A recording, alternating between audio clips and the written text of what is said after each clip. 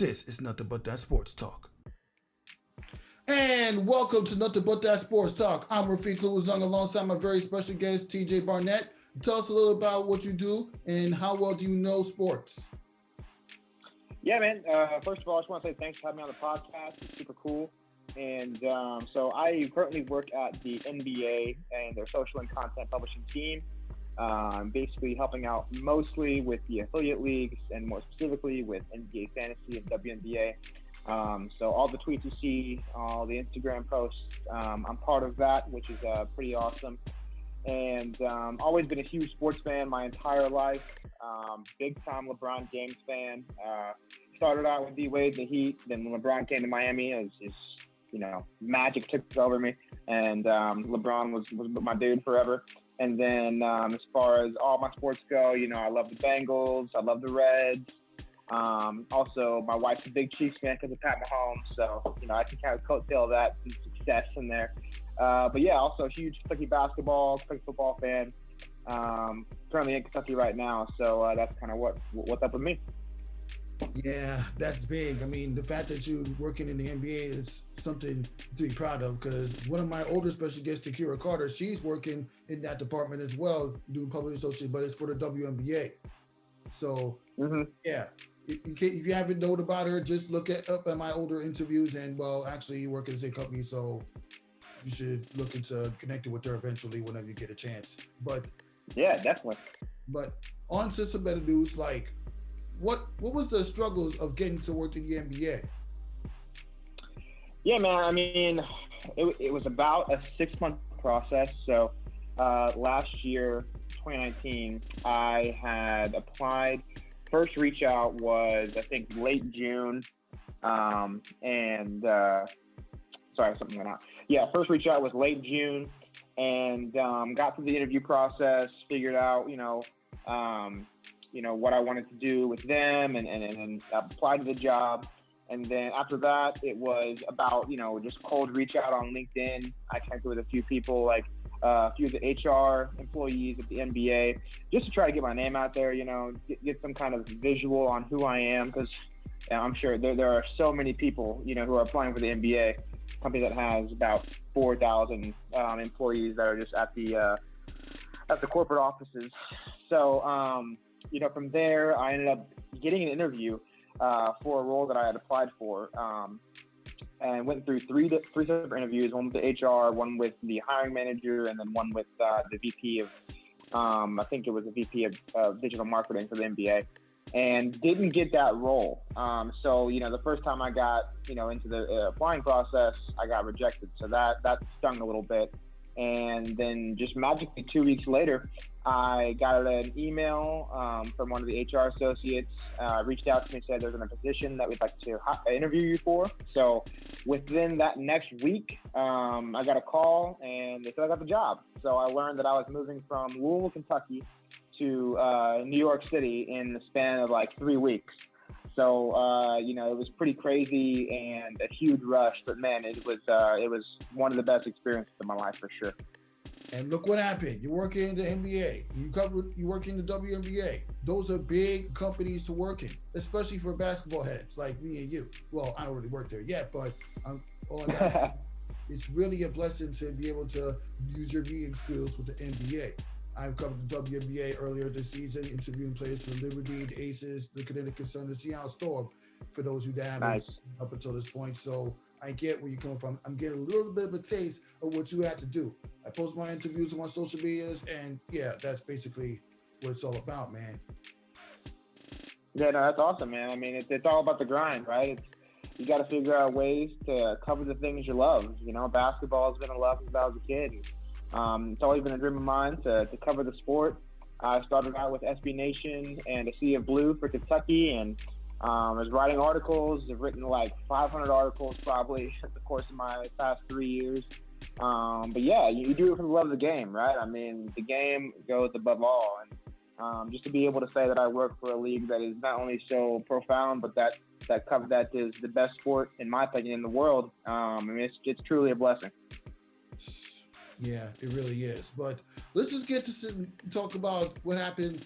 Let's get out the NBA talk for a bit and get into the NFL. Like, the New York Giants are surprisingly trying to get into the playoffs, and the New York sports fan in me is just excited about the fact that the Giants have a chance to win the NFC East after starting the season off 1-7, almost being as bad as the New York Jets. But you know, the mediocrity of the New York Jets gets continued when they got taken out by Las Vegas Raiders in the late second. But let's not focus on that up until this point, and we'll get to the New York Giants. What are your impressions about the turnaround the New York Giants have made, even if it meant taking out the Cincinnati Bengals?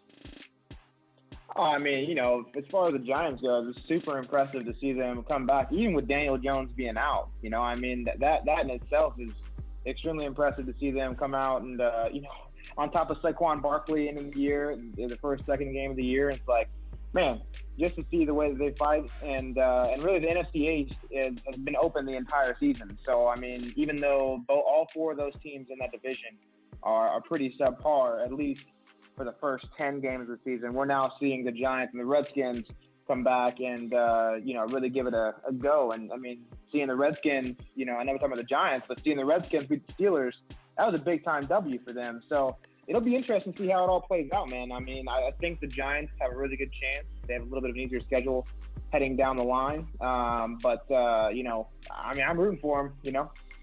Luckily for the New York Giants, 3 of the last 4 games are going to be at home, just because of, but then again, it's also not lucky because 3 of them are against plus 500 teams or at least 500 teams, like the Arizona Cardinals this week coming up. Then you have the Cleveland Browns, which got moved to Sunday football. And then after that, you got Lamar Jackson. They get to test their bites against them. And also, you got the Cowboys to finish off the season. But the Giants, like, how many wins do you think the Giants need to get in order to clinch the playoff spot?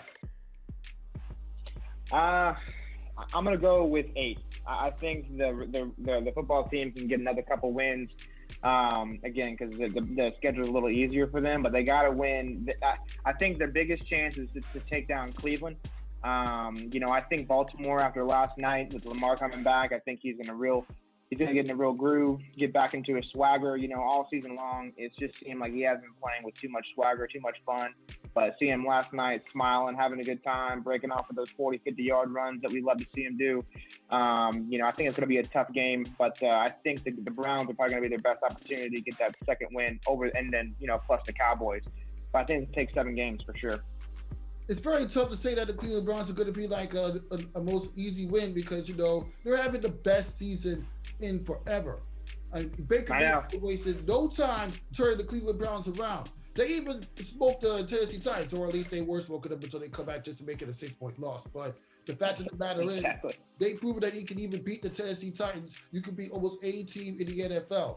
But then again, we don't know what the Cleveland Browns, they were just, this is like the most unpredictable season that we ever seen. Like, you never really expect to develop this way today, especially with Odell Beckham Jr. being out for the season. And, well, they barely managed to score in most of the wins. Like, look at the win against Houston. Exactly. They didn't really need to score all that much when you're going up against a team that also had a bad record. But then again, you got to question the fact that they had to, like, when they had a chance to go for a rushing touchdown, they just really, like, styled there. He was like, you know what, let's just end the game. We don't need to do any more damage. We got the win. Like, exactly. And that's the thing. It's like the Browns are built, obviously, on their defense and the running game, right?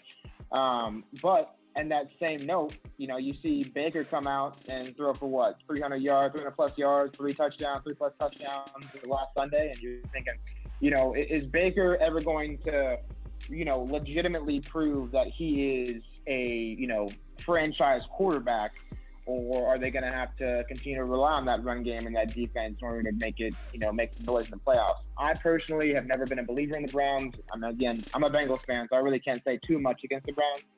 But we've just seen, you know, nothing but failures for the past 20 years for that team. And so while they're 9-3 right now and looking really good, I just don't see them being able to get over that hump, you know, and I just think it falls on the quarterback, and I don't think Baker has it in him. Yeah, I mean, it's all a matter of, like, when they clinch their playoff spot, how will they able to test themselves against some of the elite teams in the NFL, AFC, like the Pittsburgh Steelers and the Baltimore Ravens, the Titans, even though they did beat them, how are they going to test themselves against that? But that's going to be answered when the playoffs actually come around. But getting back to, like, just to get to talk about the New York Jets for a minute, what would do your mind seeing that despicable loss dropping them to 0-12? Well, first of all, there's been a lot of conspiracies talking about how the defensive coordinator, the coach was trying to lose the game at the very end. I don't think that's true. I just think they were trying to be a little too aggressive. That call to go on an all-out blitz was utterly ridiculous, and they paid the price. But hey, it's the New York Jets. I mean, really, nothing should surprise us anymore about the way that they play or the way that they manage games. They've shown signs this season of being a decent team, but every time that they, pull it together, they end up choking at the end and losing. I mean, you could point to the Patriots game, which the Patriots are looking great right now, right? And where they had the lead, was it 21-10 or something like that, going into the fourth quarter, and the Pats came back and got the W. So it's a constant run of failures and disappointments, but I think it starts with the head coach Adam Gase. I think he'll be fired as soon as the season ends. I don't see any reason why they would keep him on. I think the only reason they're keeping him on right now is because they know that it's the best chance for them to get the number one pick, whether that be Trevor Lawrence, which most think it would be, but Justin Fields is also getting a lot of hype out of college as well, so I wouldn't be surprised if they go with Fields. Well, the New York Jets do have to improve a bit on the quarterback, even if Sam Darnold had a much better game, because he's the only person from his draft class to have a losing record throughout his NFL season. So it's kind of tough to predict how the New York Jets are going to finish off. But do you see them get at least one victory before the end of the season? Or will they tie the Cleveland Browns for 0-16 and the Detroit Lions for 0-16? I mean, I'm looking at their schedule right now, and it's not looking pretty for them. I mean, they got the Seahawks, they got the Rams, they got the Browns, and they got the Patriots again. So, I mean, I could see them losing all four of those games pretty easily. I mean, I know they just put up a really solid fight against the Raiders, but I don't know, man. I don't think there's really any chance. I mean, the Seahawks and Rams are arguably the two best teams in the NFC. Like we just talked about, the Browns are 9-3 right now. And the Patriots obviously are the Patriots, and the Jets have never had success against the Patriots. And the Patriots pushing for a playoff spot right now, so the last game of the year is going to be super important to them. So I don't see it happening, man. The Jets never even had success. The Jets didn't even have success against the Cam Newton, who's the quarterback for the Patriots this season. So yeah, right. It's tough to predict that. But let's just get to which is the best team in the NFL right now? With the Steelers losing, do you still see them getting that first round bye in the AFC? Yeah, I think they'll get the first round bye, but I think the Steelers are a bunch of frauds. I mean, to be quite honest with you, I mean, if you look at their schedule, they have the easiest schedule in the NFL based on strength schedule. They haven't, their running game has been non-existent. James Conner has been injured, and then when he has played, he hasn't been effective. Benny Snell hasn't played very well. Overall, while their passing game and their wide receivers are elite with Juju, Deontay Johnson, and Chase Claypool, they have the second most drop passes in the NFL with 34 right now, only trailing the Eagles, I believe. But you can check on that stat. So I think they'll still get the number 2 seed and they get that first round bye. But as far as the best team in the NFL, I got to go Kansas City. I mean, Patrick Mahomes is something that I personally have never seen. I think he's a great combination of guys like Aaron Rodgers and Peyton and Tom. I think he's the perfect package. Mobile, can throw the long ball, can throw the short ball, precision accuracy, touchdown interception ratio is just it's unmatched right now. The only close one is Aaron Rodgers. I just think that it's the Kansas City Chiefs and then everybody else, right? Yeah, basically Kansas City, they're no joke. You see how they managed to take out the Denver Broncos? Yeah. I mean, it really is. And then they played the game against the Buccaneers. Despite the fact that the Buccaneers had a chance at the end of that game to tie it up or to take the lead, Tyreek Hill had 200 receiving yards and a touchdown or 2 touchdowns in the first quarter. I mean, that's just absolutely absurd. The talent level they got on that team on the offensive side of the ball, even though their defense is subpar, it's just you can't really match it. And they will never be out of the game. You know what I mean? They proved that last year against the Texans when They started the game 21-0. It looked like everything was going to go down, and then they end up winning by like 2 touchdowns in the game. So I mean, it's just as long as Pat's in the league, I don't think anybody's going to be a favorite over him and the Chiefs. Yeah, there really isn't. But do you see Kansas City Chiefs or the Cleveland Browns surpassing the Pittsburgh Steelers for the top spot in the AFC? Yeah, I think the Chiefs have the best chance. I think the Browns, again, I haven't seen their schedule. I'm not sure who they're playing for the rest of the season, but I don't see the Steelers losing too many more games. They might lose one more. But really, I mean, the Steelers' schedule going along the way, and this is what I was saying earlier. I mean, it's so easy. You were, and then on top of it, you were able to play the Ravens without Lamar the second time around, and then to end the season, I'm looking at it now. You got the Bills. You got the Bills, who should, who looked great last night, right, against or great 2 nights ago, and then you got the Colts and the Browns and the Bengals. So. I mean, honestly, they could lose to the Bills and the Colts. I like the Colts defense a lot, and I think that could be a really interesting game. But I do think that the Chiefs, I don't see them losing another game this season, so I think they'll get the number 1 seed. Yeah, that's been crazy. But now we get to the NFC. Like, do you see which team do you see get the number 1 seed for the NFC? Yeah, I think it's right now it's between the Packers and the Saints, right? The Saints have been a really interesting team this year. I think to start, like when I was watching Drew Brees start the season, I was like, man, it looks like he's having one of those Peyton Manning kind of last ride kind of seasons. But, he turned it around. He started looking good, and then he got hurt. And so now you're seeing Taysom Hill get in there, and it's effective. Sean Payton's one of the best play callers in the NFL, so it's nice to see the Saints switch it up with that. But I like the Packers. I think they're gonna win out for the rest of the season. And I think they're gonna be able to capture the number 1 seed over the Saints. Yeah, and when that happens, we're going to be in for a crazy NFL playoffs. And you know what? Even in a season where some arenas are getting limited fans while the rest of the league is not getting any fans, especially the major markets, not any fans, you can still get some enjoyment from the season after what we saw the last few weeks with the Giants and the Washington football team. I mean, I know you call them the Redskins, but I get why you call them the Redskins because, nobody likes the Washington football team name. Like, come on, man.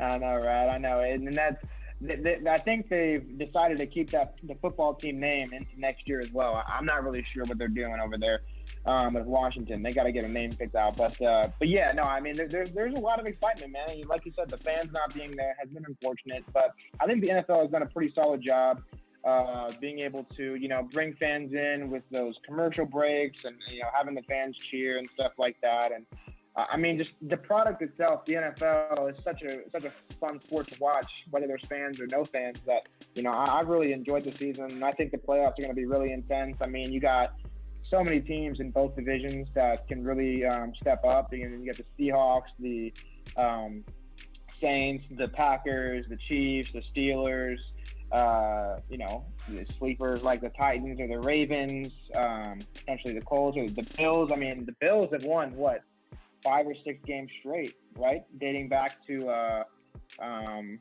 have to look at that schedule, but they're on a hot streak as well. Buffalo is not playing around, and again, you can still get some enjoyment for the season with Buffalo's improvement, the Cleveland Browns improvement, the Giants surprising 4-game winning streak, highlighted by a win against the Seattle Seahawks. And of course, I know you need to enjoy from this season, even with the Bengals being at its worst. When you had a kickoff return for a touchdown in their first possession of the game, what went through your mind seeing that play? So that play again, what was it? The touchdown return against the New York Giants a couple weeks ago, after the Giants. How excited were you when you saw that play? Oh, I mean, I was stoked, man. It's just being able to see any kind of big play. There's always hype, and when it's your team, I mean, you're just going even crazier. But, even with that, I was like, we're probably going to find a way to mess this up. It's the Bengals. It's the Bengals way of playing. I mean, we haven't had nearly any success since that 2015 season, the catastrophe that was the playoff game versus the Steelers. And ever since then, man, I mean, it's just been, it's an expectation to mess something up. And it's kind of sad to say it out loud, but that's just how I feel.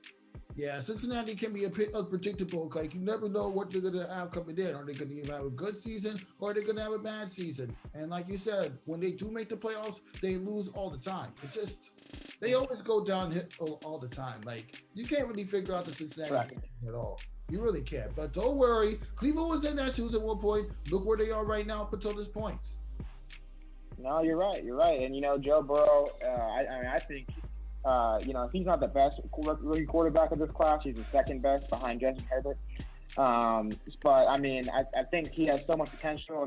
Just praying that he gets healthy. And I know it's a tough injury to have a torn ACL and an MCL and structural damage. That's tough. But if the Bengals are smart, and what they should do is spend every available resource on the offensive line and protecting him next season, so that way this never happens again.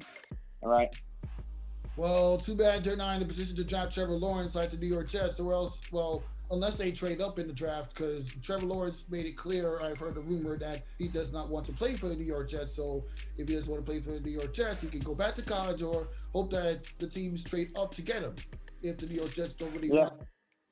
Or after this season ends, would you stick with Sam Darnold as your potential future of the NFL, or just draft Trevor Lawrence in the Sam Darnold era, trade him somewhere else, or have him? If I'm the Jets, I'm taking Trevor Lawrence every single time. Number one, because scoring one in his college football career. No, I know, but it's like when you have an opportunity to draft somebody of the caliber of Trevor Lawrence. That's I look at him in the same light that I looked at Joe Burrow. That you look at. It's just one of those. It's one of those guys that you look at and you're like, okay, this is somebody that I got to draft.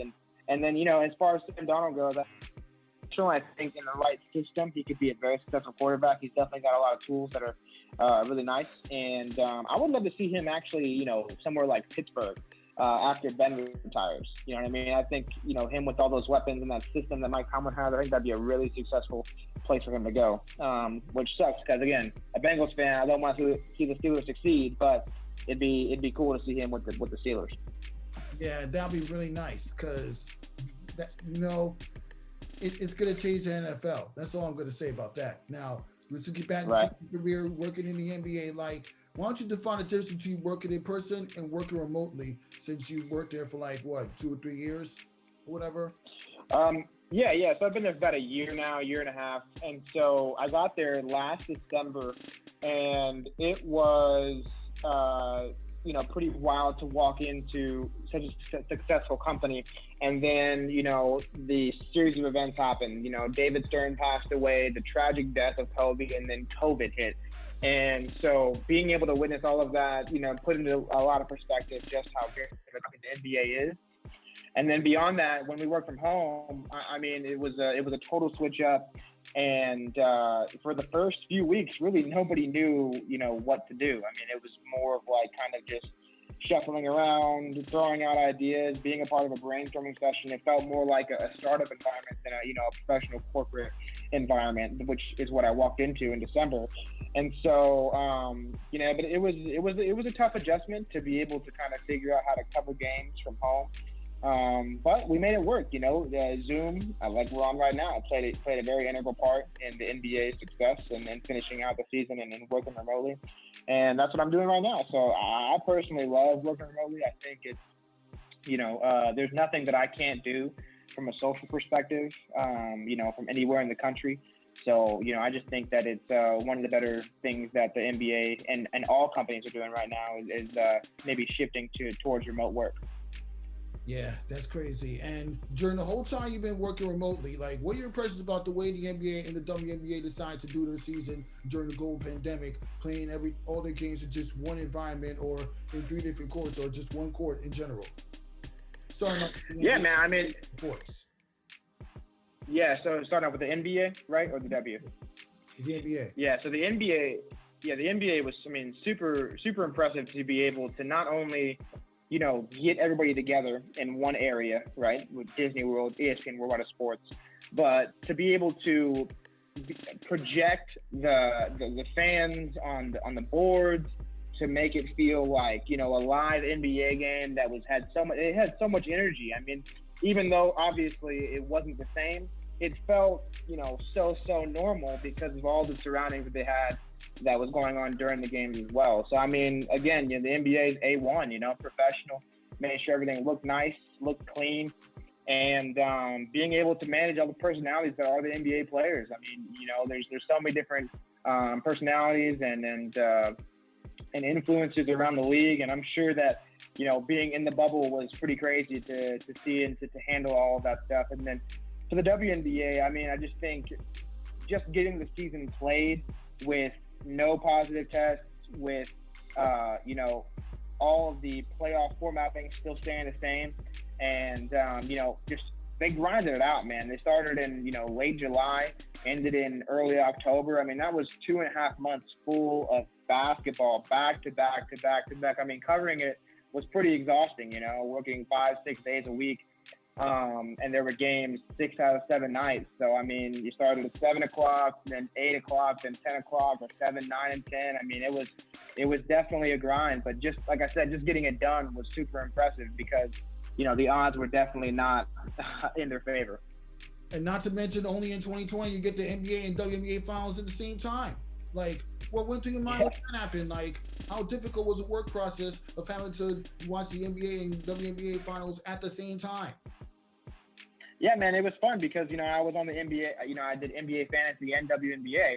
So one night I was covering the WNBA finals, and then the next night I was covering the NBA finals. And so it was one of the cooler experiences I was able to see because, one, I gained so much more respect for the WNBA this season, just seeing how the players conducted themselves and then performed the finals.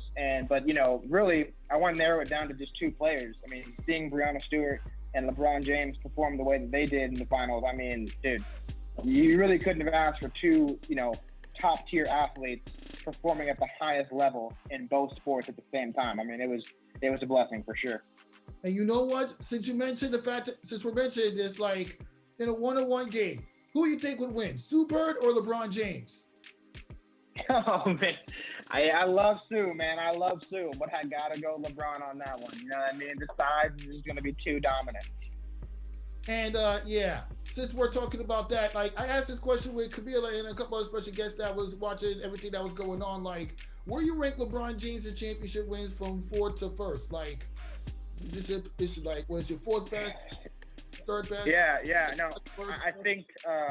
I think his best championship was 2016, coming down from 3-1 against the Golden State Warriors, who were 73-9 that year. I mean, just in the fashion that he did it, and then obviously Kyrie had a huge part of that. I mean, the whole team really played great during that series. But seeing LeBron take over, score multiple 40-point triple-doubles, and just dominate the game in every aspect and every facet of the game was just one of the greatest things that I'd ever seen. And then I would rank the bubble championship number 2 because of the mental aspect of it, right? When the bubble started, I knew the team that's going to win is the team that has the best leadership. And everybody's always said LeBron's the best leader, but that was the time to prove it. And he came out and proved it, man. I mean, to see that team fight through all kinds of adversity and, play the teams they did, I mean, it was just super impressive. And then the mental aspect of it was even behind that. And then behind that, I'd probably rank the 2013 championship against the Spurs when Ray Allen hit that infamous shot. Ray Allen gets a lot of credit for that 3, as he should. But LeBron scored, I think, like 9 or 11 straight points prior to that to even get them within that distance to try and get that Ray Allen 3. So, I mean, that's probably number 3 for me. And number 4 is against the Young Thunder, that Westbrook, Harden, KD team, man. I mean, it was an impressive one, but they were all super young and ready to, it was just like a clear, like the Heat needed to win that one for sure.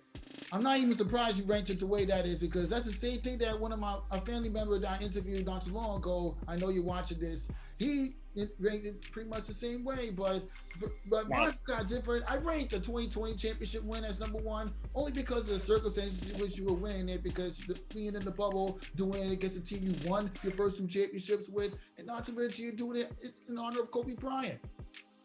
No, you're totally right, man, and it's tough. You know, you pass away is always special over any Kobe Bryant championship win or championship series win that involved a game time shot that's going to be memorable for years to come, even after you're no longer around. And yeah, that's pretty much it. And obviously, the 2012 one I ranked number 4 for a reason. I mean, yeah, it was LeBron's first, but let's be honest, it wasn't really much competition after winning games 2 and 3. It really wasn't. Yeah, no. It wasn't, and I partially agree with you, man. I mean, it's tough because that 2016 one is just so legendary. But you're right, the mental aspect of it. I'd even bring up Kobe. Just doing it for Kobe. I mean, that in itself puts tremendous pressure on you. You have pretty much an entire country rooting for you because of Kobe Bryant and the Los Angeles Lakers. So it's definitely close. It's definitely close. Exactly. We all wanted the Lakers to win because we honor Kobe Bryant. I even did a 2-part episode of this show at one point with some of my friends and my cousin talking about Kobe Bryant's legacy. And yeah, if you watch it, you understand why I was just so teared up when Kobe Bryant passed away. I could not get that out of my mind because it's like one of the most important topics in the year 2020. Only 2020. Oh, man. Only 2020. Dude, That was. I remember exactly where I was that day. I was on the 320 heading back from New York, and heading back to Jersey, and I got a call from my friend, and I was like, "What? You got to be kidding me! You're lying to me!" And then I saw TMZ report, and I'm like, "Man, this is super weird." And you just felt the rush of emotions all day. The only thing you could focus on was the news and watching the details unfold in front of your eyes. It was just truly heartbreaking too. And Vanessa and her kids have been super strong throughout it. Super inspiring to see them and the way they're living their life after that, man. But yeah, definitely a tough time for sure. Yeah, it really is a tough time. It was like en route to a historic championship for both sides, both the NBA and WNBA.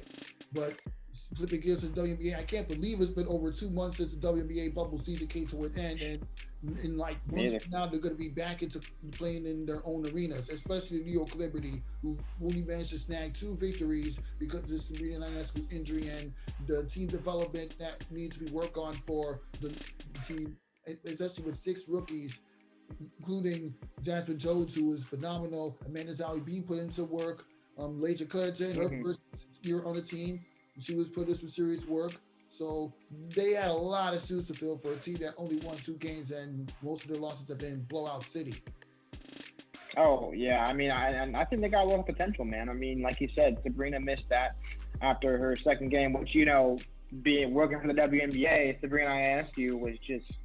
I mean, she was the next big thing, right? And everybody was excited to see her and the way that she was going to perform. And man, her ankle was huge, but I'm glad she took the time off, got that surgery, and now she's recovering, and I'm sure she'll be back ready to go next year, very strong. And they have the number 1 pick in next year's draft too after the lottery. So, what are your impressions about that?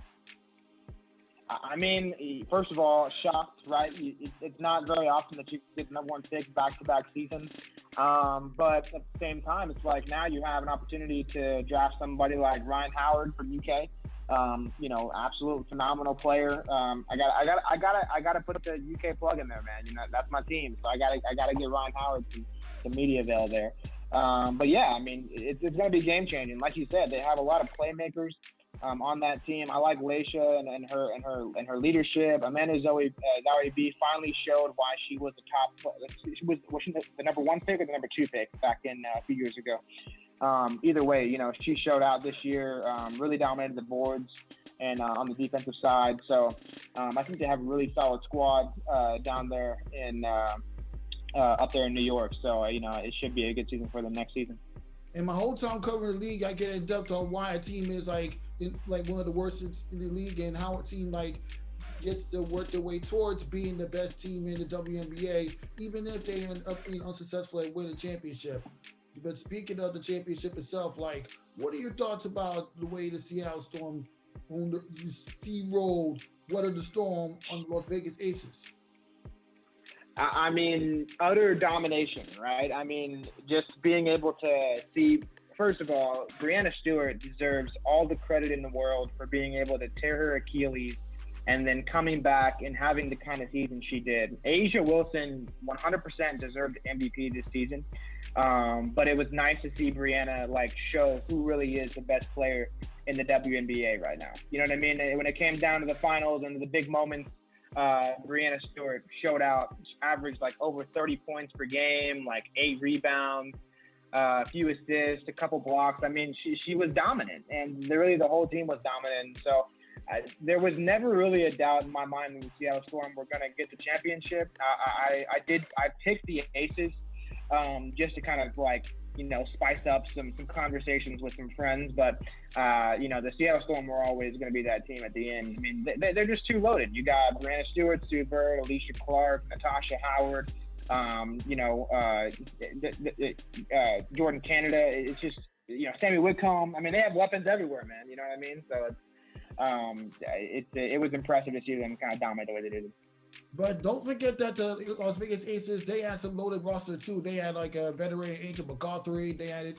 Well, my girl. We talked about it, A'ja Wilson, and I asked her about what it felt like being a candidate for the MVP. And you know what? She cared more about winning the championship more than getting at least recognition for MVP. Like, oh yeah, absolutely. Yeah. Yeah, no, she was super impressive. Interviewing players that had that championship winning mentality. They were focusing on what they're doing with right now, not what they're going to do with what they're done with the round. No, and that was the same thing I got with Pelican Sun when I interviewed the players from there as well. Oh yeah, and the Aces don't, you know, the Aces are going to be back there next year. You got Kelsey Plum, you know, who tore her ACL right before the season started. Liz Cambage, who opted out due to health reasons. I mean, if they would have had Kelsey Plum and Liz Cambage this year, it would have been a lot different story in the WNBA Finals. So we'll see how the Aces come back next year. I'm not sure if Angel is on a 1-year contract or a 2-year contract, but I'd love to see her back with the Aces. She was super efficient this year, only played 20 minutes a game, and I mean, she shot the ball like over 50% and got 14 points a game. She was super impressive this season, especially coming back from those injuries, you know?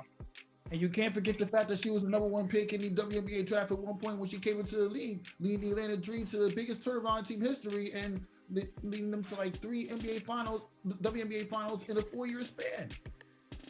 Oh, absolutely, man. She was the best player in the league by far. And it sucks because of the injuries, and that's just kind of how these things go with injuries. But, you know, I'd love to see her. I think she's a perfect fit for that team. And I think that when you get Kelsey Plum back and Liz Cambage back, it's going to be a very different story next season. Exactly, and that's what it's all about. But let's rank Sue Bird's championship wins from 4th to 1st, since she has like literally 4. I put her win like in 2020 as number 1 championship, only because of circumstances that you win it, being in the bubble and winning it alongside Brianna Stewart. And not to mention, she had the record for most assists in Game 1. We forgot to mention that. What is your number 1 championship you're right. for the Seattle Storm? You know, honestly, man, I would go with the 2021 only because of the circumstances, like you said, having to fight through, you know, COVID, and then there were times. Oh yeah, there were times that, you know, people, especially around the league, being, you know, working out of the league, there was a big doubt about how the season being played. And then when you had social justice come in the fold around June, that took a huge step back in terms of getting the season started in July. But being able to, and you know, just a side note on that, WNBA and NBA giving their players and encouraging their players to use their platform for positive change in the country. I mean, just unmatched across all leagues. But yeah, no, I would rank that number 1 for sure in terms of WNBA championships for the Seattle Storm. Yeah, not just how impressive the win is, but the quality of the series. And I've had this conversation with Camille from W Slam, like the 2021 will always go down as a special one. I mean, okay, I'll admit, the one she won in 2018 was also impressive too, because you swept the Washington Mystics, who's in their first NBA Finals ever. I mean, WNBA Finals, after they overcame a 5-game epic series against Diana Taurasi and the Phoenix Mercury. That series was just incredible. And then how can you get the win in 2010 against Angel McCaughtry-led Atlanta Dream back when she just came into the league? But there was a lot of close games in that one. Oh wait, never mind. I put that at number one just because there was a lot of close games in that series. The one in 2020 especially. Yeah. After I thinking about it between the last episode when I interviewed Camila and this one, I had to change it up and put the 2021 one at number one just because of the fact that the circumstances that we just talked about. And of course, the only series where the Seattle Storm actually lost a game against the Connecticut Sun, that was also memorable too because you're winning alongside Lauren Jackson when Sue Bird was only in her third year in the league. That was also special. Exactly. Yeah, no, you're right. That's all special. Because like nobody really talks about the WNBA much during the regular off season, like literally. Right. Yeah. No, I mean, and I couldn't agree with you more. I mean, they're all super impressive, and that 2018 was the one that kind of kickstarted off Breanna Stewart's career as well. And so, but I think, seeing Sue with Breanna, that was, I mean, the perfect match, right? I mean, you got the facilitator, the leader out there, and then you got just the dog that is Breanna Stewart. And just get you a bucket whenever you need it. So, I like the 2021 simply because, and a reminder, we talked about leadership and how that was super important for both the WNBA and NBA this season. And the true leaders came out, and championship leaders came out and got the championship for their team. Exactly, and that's what it's all about when you win a championship for the NBA and WNBA. But let's switch gears a little bit and focus on this season coming up with the NBA preseason coming up. What are you looking forward to the most from the NBA preseason? Like as far as the adjustments of Kevin Durant playing on the Brooklyn Nets, Kyrie Irving's returns, or seeing how Russell Westbrook's going to handle his own against his new team, the Washington Wizards, and yeah. Yeah, man. I mean, there was so much movement in this off season, and it's just going to be exciting to see how it all works out. I think that the NBA has never been as balanced on the East and the West as it's going to be this next season. I mean, I firmly believe that. When you got Kyrie, KD, you got the Celtics coming back, you got the Bucks with Giannis again. I mean, the Raptors obviously going to be good. It's just there's so much balance between all of the leagues. But like you said, I think the most exciting thing that I'm looking forward to is going to see how Kyrie and KD play together. It's going to be an interesting pair. We saw what Kyrie and LeBron did, arguably one of the better teams in the history of the league. And now you're going to be able to see, everybody's barring all the injuries that Kevin Durant has had, had he not gotten injured, had he not tore the ACL, had he not tore his Achilles, there would be serious consideration in my mind and everybody else's that he'd be the best player in the league. And so, it'd be interesting to see how him and Kyrie gel. And I think that's probably what I'm most looking forward to. And obviously, being a LeBron fan, I mean, you got Dennis Schroeder over there. You got Montrezl Harrell. Yeah, exactly. Montrezl Harrell. And, I mean, those are two out of the three guys. One was the sixth man of the year. The other guy was the runner-up.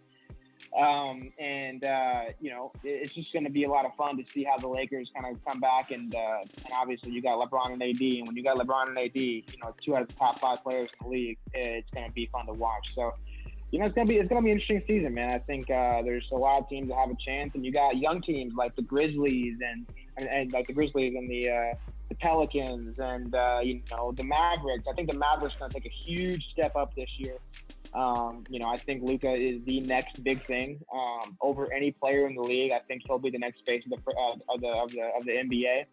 And so this season, I don't expect anything less than MVP level stats.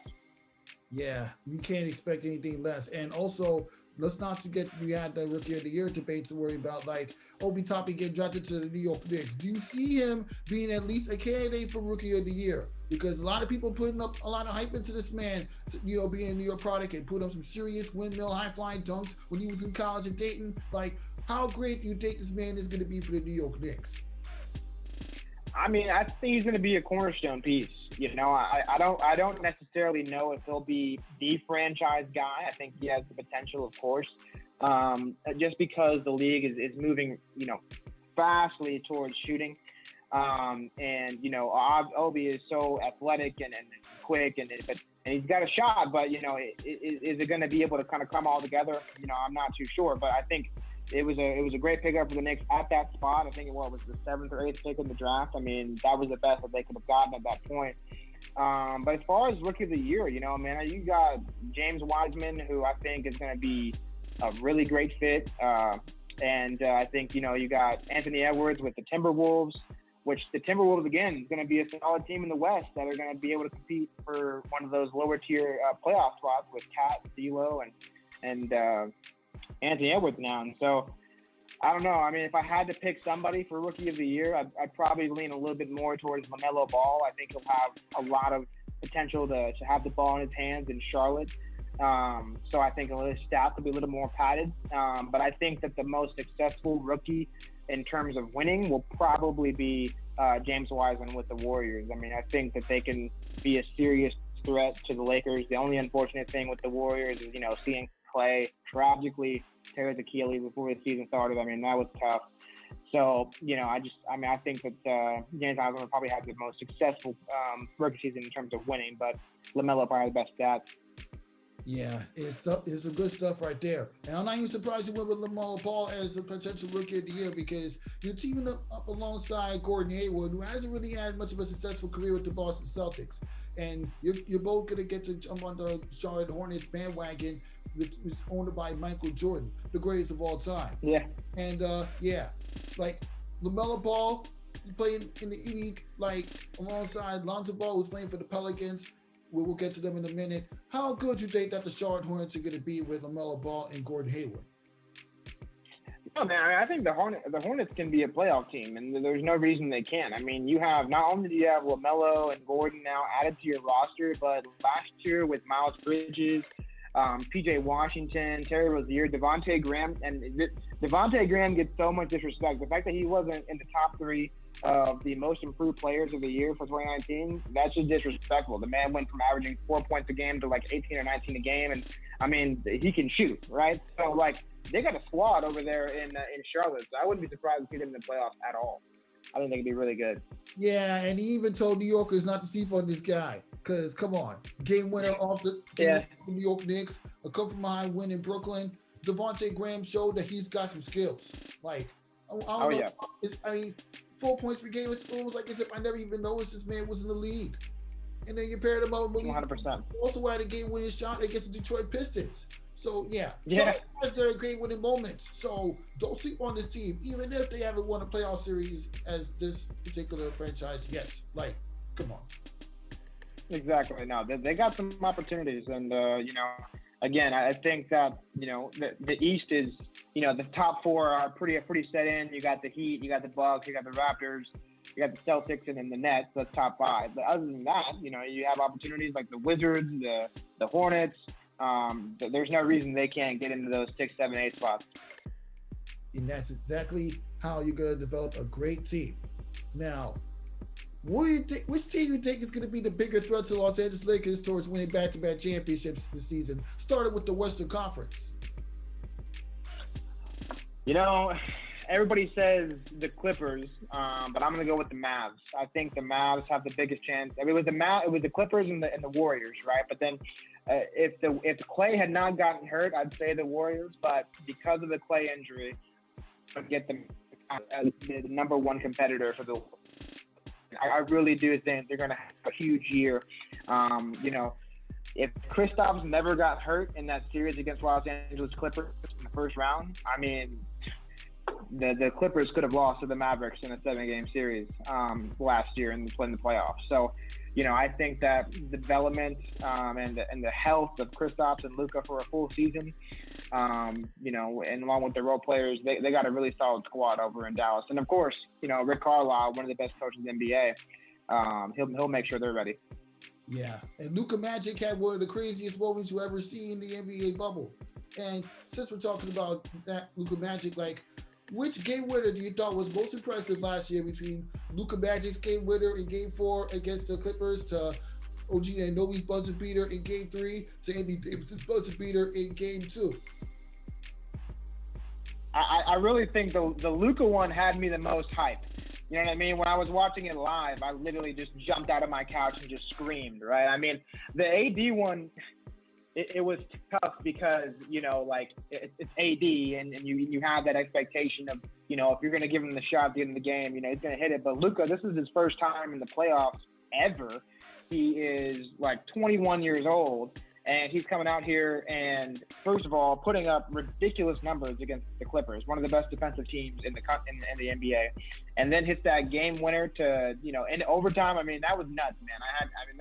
That'll be one of the ones we remember for a long time, and it'll get played for a long time for sure. If you was doing this for the fans, they would have went crazy.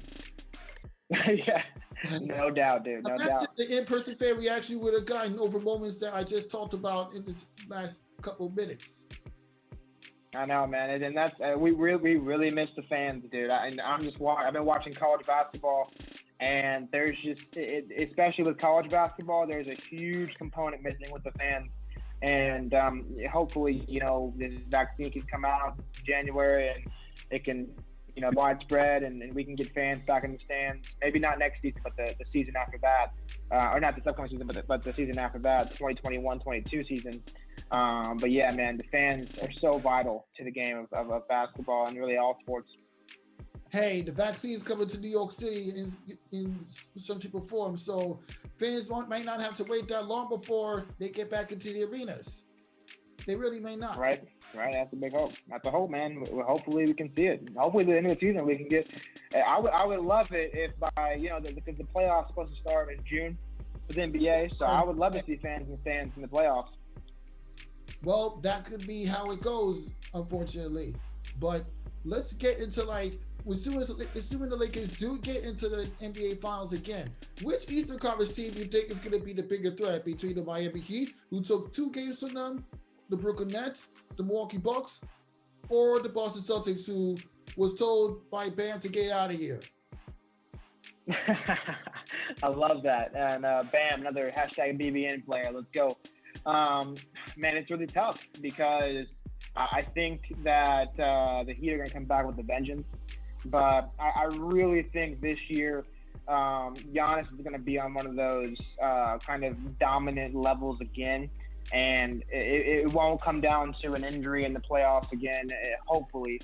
But I think that he's going to make sure that, the Bucks are able to get to the finals for the first time and give the Lakers a big chance. I think this is the season we see him take that next step. He's won back-to-back MVPs. It's time for him to take a step up and get to the finals. And this is all before seeing Kyrie and KD play together. I think Kyrie and KD could be the best team in the East. But it's just about their chemistry. You also got Karis LeVert sitting there, Spencer Dinwiddie. The Nets are loaded. And then if you throw Kyrie and KD on top of it, it just depends on how well they mesh together. I know Spencer's pretty ball heavy, Karis is pretty ball heavy, KD's ball heavy, and Kyrie is the most ball heavy. So that's a lot of ball heavy guys to have on your team.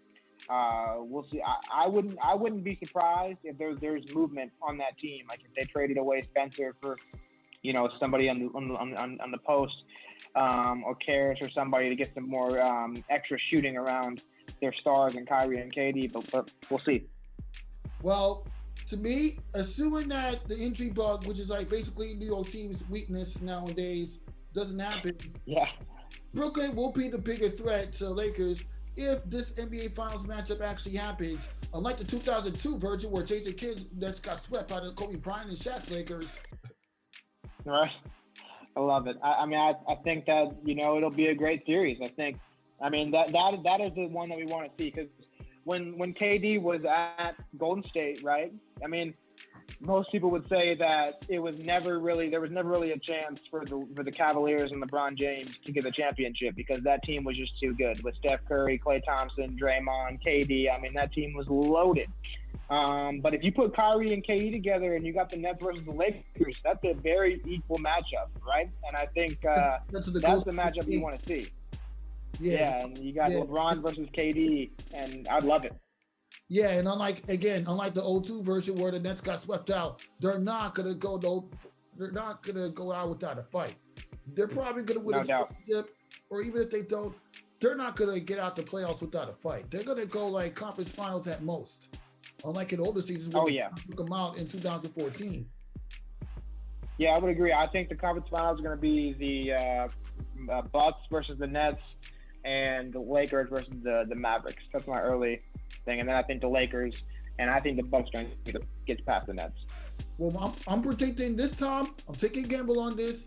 The Lakers versus the Mavericks in the conference finals for the West, and for the Eastern Conference, I'm going to take a gamble and go for the Brooklyn Nets and the Miami Heat. Only because let's not forget Miami were in the finals last year. Who would have thought they would be? Oh, you're right. After LeBron left them in 2014. Who would have thought? I know, man.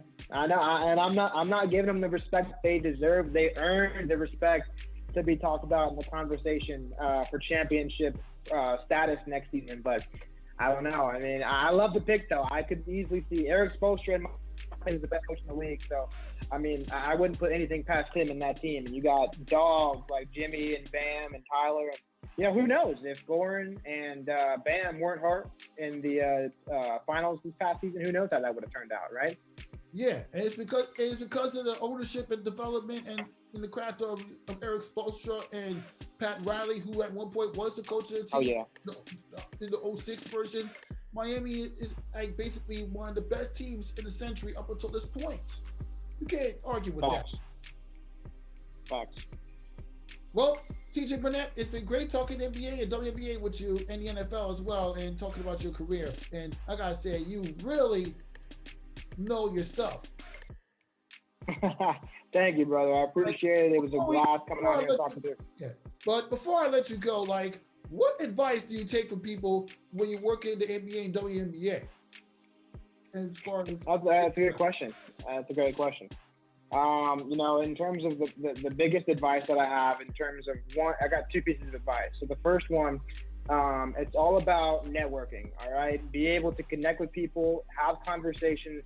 Don't be afraid to shoot your shot. You know, if you want to work for the NBA or the NFL or want to work for a certain team, go on LinkedIn, go on Twitter, find the people who work at those companies and reach out to them. Don't be afraid. Shoot your shot. All right. The worst thing somebody could do to you is just leave you on red, and it doesn't hurt that bad.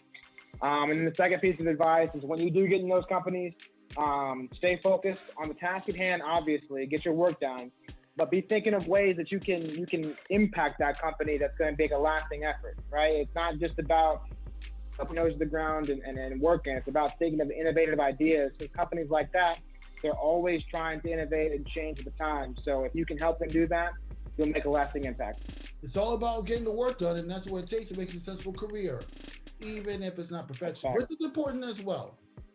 But yeah, absolutely. Well, that's it with this episode of Nothing But That Sports Talk. TJ, thank you for stopping by, and to all the big balls out there, get your head in the game. Peace out.